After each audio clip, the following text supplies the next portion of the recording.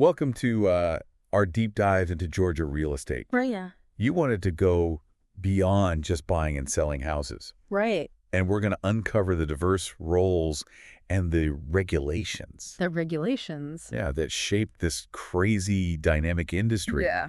It's kind of like you wouldn't just start skateboarding Right. without knowing how to balance. No. You get like totally schropped, Yeah. You don't want to get schropped. as the skateboarders say. That's right. So our roadmap for this journey is going to be the Georgia Real Estate Licensing Guide, Right. which is, it's packed full of insights It really is. for anyone who is even remotely interested in real estate It's a fascinating world.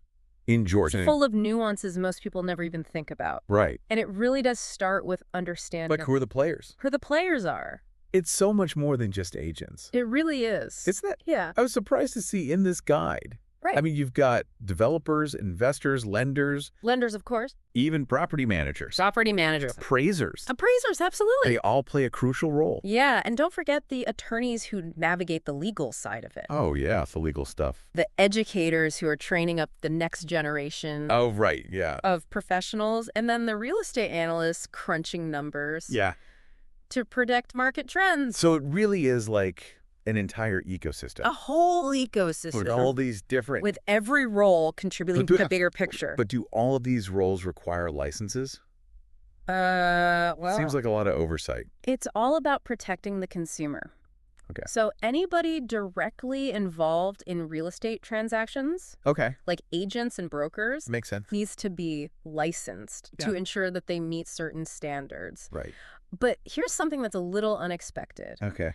Even government employees who deal with real estate Really? need to be licensed. Wow. I never would have thought of that. Yeah. Government employees needing a license. Yeah. It's true. That's so interesting. Yeah. That really shows how seriously it does. Georgia takes regulation in this industry. Yeah. Okay, so we've got all of our players here. Uh-huh. What about the playing field? The playing field. What types of properties are we even talking about? Yeah. What are we looking at? When we say Georgia real estate, Well, you've got your standard categories. right, Residential, commercial, industrial, and land. the basics. Yeah, the basics. But it does get more interesting when you Mm. consider mixed-use developments, Mixed-use developments. which combine those different property types Oh, interesting. into a single project. Yeah. And then, of course, Oh, yeah. you can't forget about the specialized farm and agricultural properties, Farm brokerages. farm brokerages. That sounds like a unique niche. It is a unique niche. What kind of specialized knowledge would you even need for that? Well, it goes beyond just selling land. Okay. They really need expertise in tax laws That- and government subsidies Right. that impact agricultural properties. Wow. They even need to understand crop cycles Really? and soil composition. So they really need to understand farming. Well, they need to understand how the land Right. connects to the business of farming. Right. Yeah. That is definitely a specialized field. It is a specialized field. And while we're talking about specialized, Yeah. let's talk about something that I think Okay. a lot of our listeners are probably interested in. Sure. Real estate investments. Real estate investments, Specifically, those passive investments passive investments. where you don't have to be a landlord. Right. You don't have to manage properties. Right. But you can still get involved You can still be involved in the market. in real estate. Yeah. So passive investments are a really great way to do that they are. without the day-to-day responsibilities Oh, of right. managing properties. Of being a landlord. Yeah. Uh-huh. And, I mean, one of the most popular options Yeah. that I always hear about Right. are REITs. REITs. REITs. REITs. REITs. You see that term? You see it everywhere. Thrown around everywhere, I'll Yeah. admit. I don't really fully understand Yeah. what they are. Right. Are they something that the average person They are. should even consider? Absolutely. Okay. So REITs, or real estate investment trusts, Okay. are companies that own and operate Mm-hmm. or finance income-producing real Oh, estate. okay. So think, large apartment complexes, Okay. shopping malls, office buildings, Yeah. the kind of properties that generate rental income. Uh-huh. Now, REITs are structured to avoid corporate income tax, Interesting. which can make them a really attractive investment. Okay, so if I buy a share Right. in a REIT, Yep. I essentially become a part owner You got it. of these large income generating Well, these large income producing. properties. Exactly. Okay. You're essentially investing in the real estate market Right. without having to buy or manage the properties. Yourself. That makes sense. Now, it's important to note Okay. that there are different types of REITs. Okay. You have mortgage REITs, Okay. and those primarily invest in mortgages and mortgage-backed securities. So instead of owning the property itself, Right. I'm investing in the debt tied to the property. That's it. Good. And they profit from the interest earned on those loans. Okay, that's interesting. Now, you also have equity REITs. Okay, equity REITs. And they directly own and manage properties. Okay. And they generate income through rent. Got it. And those tend to be less volatile Yeah. than the mortgage REITs. So with an equity REIT, I'm more like Yeah. a traditional landlord, just without the hassle Exactly. of actually having to do anything. Without the day-to-day headaches. Yeah, exactly. That sounds pretty appealing, It can be. to just sit back and collect that passive income. Yeah, it's a great way to diversify your portfolio. That makes a lot of sense. Now, there are also more complex investment vehicles. Like Remix? Wait, Remix? Remix. That sounds even more complicated It sounds complicated, but it's not too bad. than REITs. So think of Remix. Okay. Real estate mortgage investment conduits. Uh-huh. They're basically a basket of mortgages Okay. that are bundled together and sold to investors. Okay. So it's a way to create a more diversified portfolio within the mortgage market. Okay. They're structured similarly Uh-huh. to CMOs, EMOs. collateralized mortgage obligations, Oh, yeah, I've heard of those. which you might be familiar with. Yeah. Right. Okay, that's starting to make sense. Yeah. But let's say I Yep. want to become more No. than just a passive investor. Uh-huh. I want to get my hands dirty. You want to jump in? Yeah, I want to become a licensed real estate professional You want to be a pro. in Georgia. Yeah. Where do I even begin? Well, first, Okay. you've got to understand the licensing requirements Uh-huh. set by the Georgia Real Estate Commission, Which year? GREC, The rule makers. the gatekeepers. The gatekeepers of the Georgia real estate world. Yeah. That's right. So what hurdles do I need to clear to get their stamp of approval? Well, first off, you've got to be at least 18 Okay. to become a salesperson 18. and 21 for a broker's license. Okay. Of course, you'll need a high school diploma Yeah, or equivalent. of course. But I'm But- guessing there's a little more to it There's more to it. than just being 18 and Yeah. having a diploma. You're absolutely right. Okay. You generally need to be a Georgia resident, Okay. though there are provisions Right. for non-residents. Got it. And then you have to demonstrate your knowledge. Uh-huh. So aspiring salespersons, Okay. they have to complete a 75-hour pre-licensing course Wow. followed by a state exam. That sounds pretty intense. It is a process. So is there anything else I need to know? Well, after you pass that exam, Okay. you have to complete a 25-hour post-licensing course Okay. within 1 year. So even after getting the license, That's right. the learning doesn't stop. It never stops. Just like getting your driver's license. Yeah, like getting your driver's license. You still need to practice. You still need to learn. Right. To become a broker, Yeah. you need at least 3 years of experience 8 years of experience. as a salesperson. As a salesperson. Then another 60-hour course 60-hour course, and a broker's exam. a broker's exam. That's right. Wow. Yeah.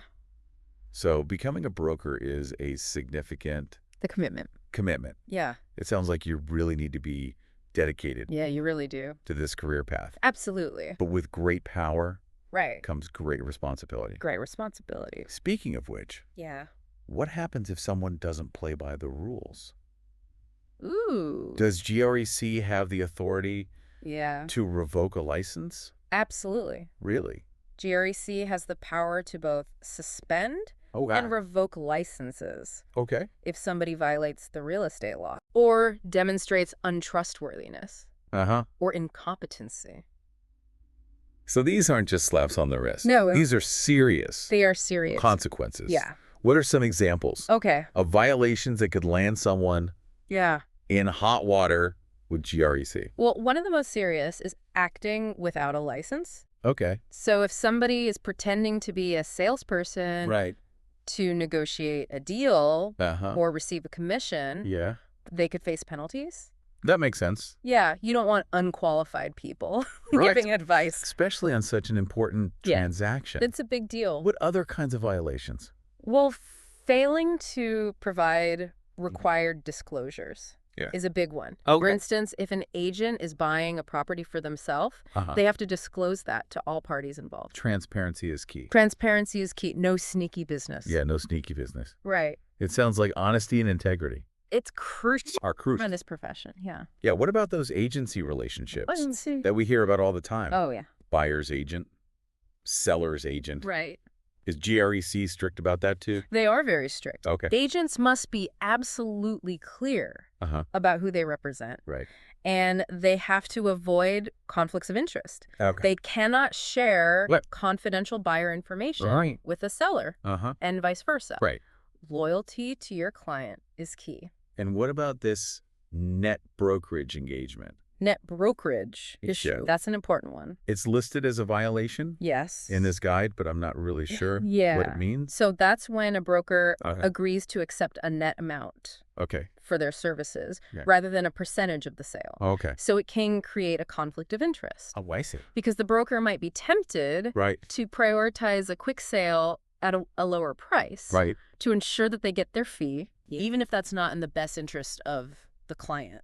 Oh, so it could potentially incentivize the broker. It could. Act against the client's wishes. Against their wishes. Wow. Yeah. Okay, that makes a lot more sense. It's a big one. Yeah, so GREC is really looking out for both the consumer and the integrity of the profession as a whole. Yeah. But let's not forget that new licensees aren't just like thrown to the wolves. They're not on their own. Right. They have some guidance. They have guidance. And support as they navigate this complex world. That's right. So in Georgia, every new salesperson or associate broker has to affiliate They have to. with a supervising broker. Yeah, supervising broker. It's crucial for the learning process. It is. And ensures that they have someone experienced to guide them. To mentor them. So it's kind of like an apprenticeship. It is kind of like an apprenticeship. Good. What exactly does a supervising broker?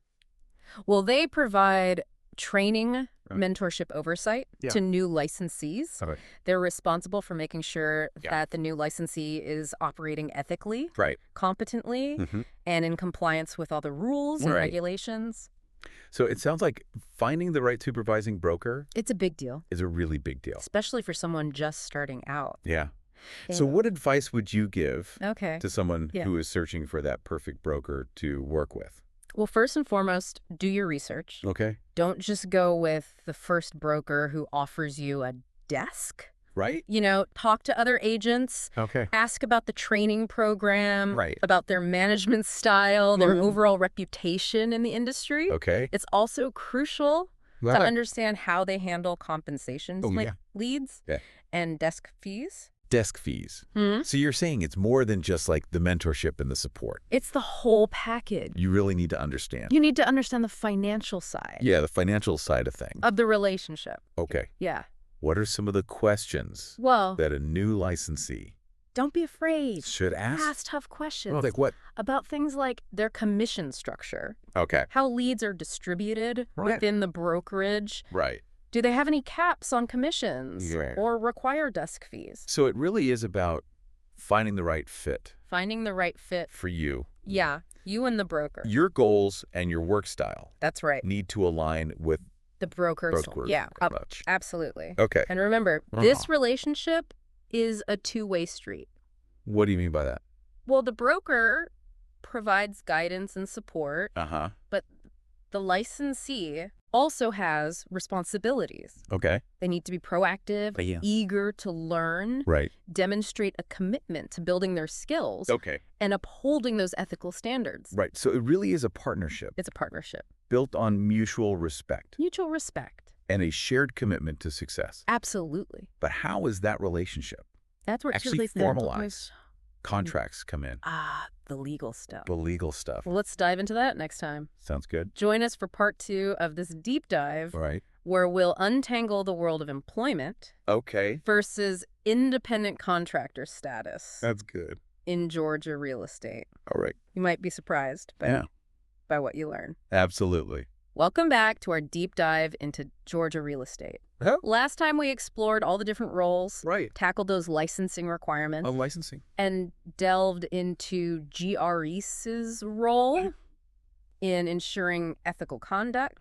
But we kind of left you hanging, right? With a little bit of a cliffhanger. This whole employee versus independent contractor That's right. status thing. It's an important distinction. Yeah. It can be confusing at first, but it really is crucial Right.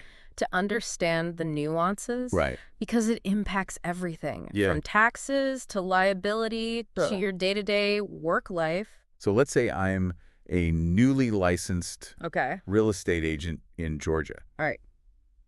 How do I even know? Yeah, how do you know? If I should be an employee Right. or an independent contractor. What's the difference? What are the key differences? That is a great question. And the answer often depends Okay. on your specific working relationship with the brokerage. Okay. But let's just break down some key differences. Oh, yeah. So employees, they typically have a traditional employer-employee relationship with the brokerage. So like a 9-to-5 job. Yeah, like a 9 to 5. Okay. They often have set work hours, operate from the brokerage office, and they receive regular paychecks with taxes withheld. Independent contractors have much more autonomy and flexibility. They basically run their own business within the framework. So they're more like freelancers or consultants? Yeah, you could think about it that way. Okay. They set their own hours, often work remotely, right, and they cover their own business expenses. So why should someone care about their classification? That's a great question. Yeah, like what's the big deal, whether you're considered an employee or an independent contractor? It has a significant impact on your legal and tax obligations, as well as your day-to-day working experience. All right, so first off, how does pay differ? So employees receive a regular wage or salary, typically paid every 2 weeks or monthly. So pretty predictable. Pretty predictable. Their employer withholds taxes from their paycheck, and they usually offer benefits like health insurance, retirement contributions. A little more security. A little more security. With that predictable income. Exactly. Now, independent contractors, they earn their income based on commissions from their closed transactions. They are responsible for managing their own finances, including setting aside money for taxes and self-employment contributions. So more potential. More potential for earnings, but also more responsibility. More responsibility to manage those finances. Your money, Yeah. Okay, what about the legal and tax implications? All right. Those always seem a little daunting. They can be a little daunting. So employees, they benefit from being covered. By their employer's workers' comp. And unemployment insurance. Their employer also handles payroll taxes and issues them a W-2 at the end of the year. So it's more streamlined. It is more streamlined from a tax perspective. Yes, for sure. Now, independent contractors, they are considered self-employed. They are responsible for obtaining their own liability insurance, paying self-employment taxes. And they'll receive a 1099 form to report their income to the IRS. So definitely more paperwork. More paperwork, for sure. Involved for independent contractors. What about just the day-to-day experience? How does that differ? Well, as we mentioned, employees typically have a more structured work environment. Their hours are set by their employer. They often work from the brokerage office. And they're usually assigned specific tasks. And independent contractors have more flexibility, much more. They set their own schedule. They can work from wherever they choose. I could see that being very appealing. It is appealing to a lot of people. To work from a coffee shop. Or from home office. While traveling. While traveling. So it sounds like choosing between being an employee and being an independent contractor really comes down to personal preference and work style. To some extent, yes. But it's not just about what the broker and the licensee agree to. The IRS. The IRS. Has specific guidelines for determining worker classification. Of course, the IRS always has to be involved. Always involved. So how does the IRS decide? So whether someone should be an employee or an independent contractor? The IRS uses a multi-factor test to determine worker classification. And one key factor is the degree of control. The employer has over the worker. So if the employer dictates the worker's schedule, their methods, their tasks, That points towards an employee relationship. Okay. Now, independent contractors, they have more autonomy over how they perform their work. Okay. Another crucial factor is the financial relationship. Okay, the financial relationship. Between the worker and the employer. So what does that mean? So the IRS will look at, does the worker invest in their own equipment? Right. Do they have the potential for profit or loss? Uh-huh. How are they paid? Okay. If a worker receives a regular salary and has minimal financial risk, that's more indicative of an employee. Okay, so independent contractors have more skin in the game. More skin in the game. So to speak. They do. Yeah. They invest in their own business. They have the potential to earn more. Right. But they also carry the risk of financial loss. Okay, so it's a trade-off. It is a trade-off. Okay, is there anything else that the IRS considers? The IRS also looks at the nature of the relationship. Okay. So is there a written contract? Is it ongoing or a specific project? And are the services key to the employer's business? Okay. So it's not just one thing. Right. It's the big picture. It's the whole picture. Yeah. Okay, that makes sense. Yeah, and it's crucial for both brokers and licensees to understand these guidelines to avoid any issues. Issues down the road. Down the road with the IRS. Yeah, with the IRS. Right. So we've explored here the key differences we've covered between employees a lot and independent contractors in the Georgia real estate world. And it's important to remember that each situation is unique.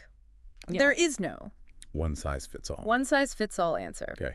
The best approach is to consider your individual circumstances and consult with a legal or tax professional to make sure that you're in compliance. To make sure you're doing it right. With all the regulations. Okay, that's great advice. Yeah.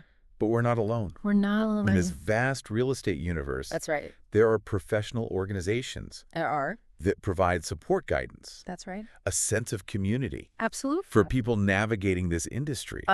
And, I mean, no organization is more prominent or influential than NARI. NARI. The National Association of Realtors. NARI. No. I've heard that term thrown around. You hear it all the time. But to be honest, I'm not really sure what it means. Okay. What exactly is NARI? All right. What does it even mean to be a realtor? NARI is the largest trade association in the United States. Wow. Representing over 1.5 million real estate professionals. That's a lot of people. It is. Across the country. Across the country. Wow. It's a powerful voice. For the industry.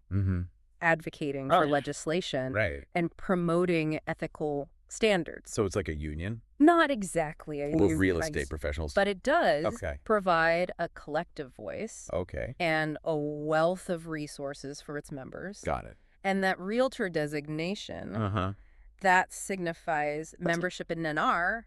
And adherence to a strict code of ethics. So it's not just a fancy title. It's more than just a title. Okay, what are some of the benefits of being a realtor? Membership comes with a lot of perks. Like what?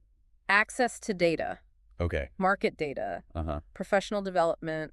Networking events. Insurance and legal services. Okay, that sounds pretty impressive. It is a lot of benefits to being a member.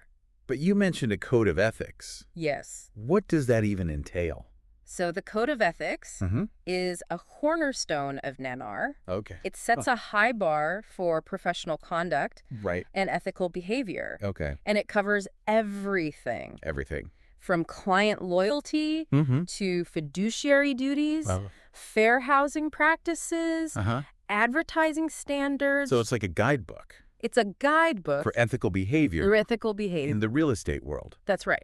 And while membership in NAR is voluntary, adhering to the code of ethics is really considered a mark of professionalism and integrity. So even if I don't become a realtor. Even if you won't. I should familiarize myself with this code of ethics. It's a good idea for anybody involved in real estate. Now, NAR is a major player. A major player. In the real estate world. Are there other professional organizations out there? There are. That might be relevant to someone in Georgia real estate? Absolutely. So depending on your area of specialization, Appraisers Right. might join the Appraisal Institute. Property managers Right. might join the Institute of Real Estate Management. So it's like this whole ecosystem. A whole ecosystem of real estate expertise. Of experts. With all these organizations offering different offering their support and guidance. That's right. So these organizations play a vital role in advancing those professional standards. They do. Okay. Yeah. Fostering collaboration, providing continuing education. Continuing education is key. So joining one is a really smart move. It's a good idea. If you're serious about a career. If you want to build a successful career. In real estate. It's a great way to do it. Regardless of your role. Absolutely. Okay. Well, we've covered a lot of ground. We have. In this episode. Talking about employee versus independent contractor and the importance of those professional organizations and that ethical conduct. And we've just scratched the surface. Really? There's so much more to explore. Oh, wow. In Georgia real estate. So we'll have to leave our listeners. Yeah, we'll leave you. With a little bit of a cliffhanger. Another cliffhanger. Join us for part 3 of this deep dive. Sounds good. Where we'll unravel all the complexities of those brokerage structures in Georgia. Sounds good. Welcome back to the final part of our Georgia real estate deep dive. Oh, yeah. We've covered a lot. We have. From the roles to the licensing to the whole employee versus independent contractor thing. But today, we're shifting our focus to the organizations that power the industry. The powerhouses. Yeah, the brokerages. So brokerages are the backbone. They are the backbone. Of the real estate world. They provide the structure and the resources, the support. That agents need. That agents need to thrive. To succeed. To be successful. Yeah, it makes sense. Yeah. Everyone needs like a home base. Right, a home base. Team to collaborate with. A brand. A brand to represent. Yeah. But I'll admit, I don't really know much Yeah. about the business side of things. So the business side. What are the different ways? Yeah. What are the structures? A brokerage can even be structured. That's a great question. Yeah. It's a really important one for any aspiring broker to consider. Okay. Because the legal structure of the brokerage impacts everything. Okay. From liability to taxes to growth potential. So let's break it down. Let's break them. What are the most common legal structures for brokerages? In Georgia. In Georgia. The simplest form is a sole proprietorship. Okay, sole proprietorship. Easy to set up. Okay. Owner has complete control. Profits flow directly to the owner. Sounds pretty straightforward. It is straightforward. Are there any drawbacks to consider? The main disadvantage is unlimited personal liability. Okay. So if the business incurs debts or faces legal issues, the owner's personal assets are on the line. Oh, so not much of a safety net. Not a lot of protection. What about partnerships? Partnerships. Is that a common structure? Partnerships are very popular. For brokerages. Especially for brokers who want to team up and share the responsibilities and risks of running a business. Right. So in a general partnership, 2 or more individuals, they share the ownership, profits, and yes, the liability. So you share the rewards. We share it all. But you also share the risks. You share the risk. Okay. Now, if you're looking to limit your liability, a limited partnership. Okay, a limited partnership. Might be a better option. How do those work? So limited partnerships have both general partners and limited partners. Okay. So the general partners manage the business. Okay. They have that unlimited liability. Limited partners invest capital. Okay. But they have limited involvement in the day-to-day operations. Okay. And their liability is capped at their investment level. So it's a way to attract investors. It is. Without giving up complete control. That's right. Okay. But for those seeking even more protection. More protection. You might want to incorporate their business. Corporations. Corporations. They always sound so official. They do sound official. What are the advantages? So corporations are considered separate legal entities. Okay. Which means the owner's personal assets are shielded.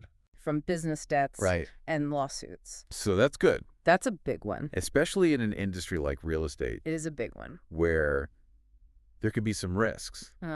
Are there different types of corporations? There are. For brokerages? The most common are S Corp and C Corp. Weird. S Corp and C Corp. S and C. What's the difference? So S Corp, Okay. or subchapter S corporations, Right. they have a pass-through taxation structure. What does that mean? So that means profits and losses are passed through to the owner's individual tax returns, avoiding double taxation. Okay. That can happen with C Corp. Got it. So S Corp are often favored by smaller brokerages. Because it's simpler. Because it's a little bit simpler, yeah. And C Corp are more. Yeah. C Corp, or C corporations, they're taxed separately from their owners. Okay. This can be advantageous for larger companies with more complex financial structures. Right. Or for companies that are looking to raise capital through the sale of stock. So choosing between an S Corp and a C Corp.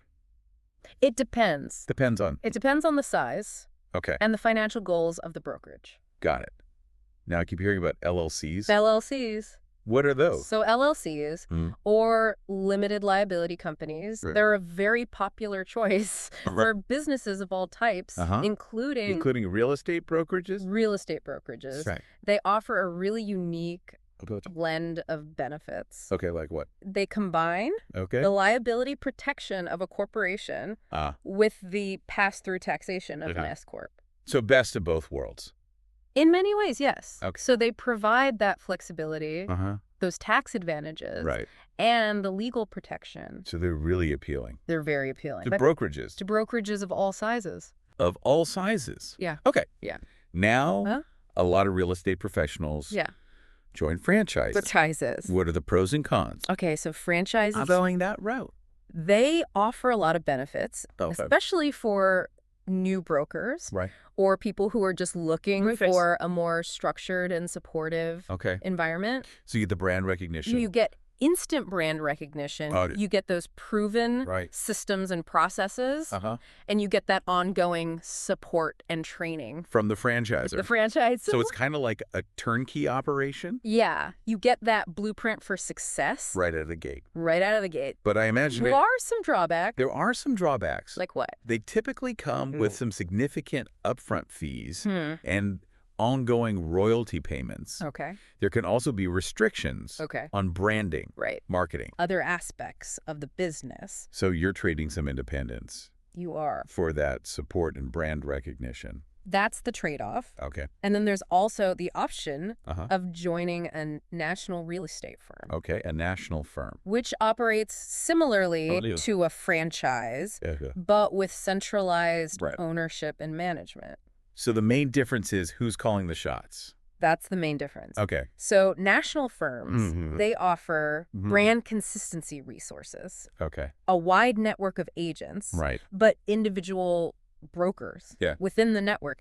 They typically have less autonomy than those operating independent brokerages or franchises. So it sounds like there are a lot of factors to consider.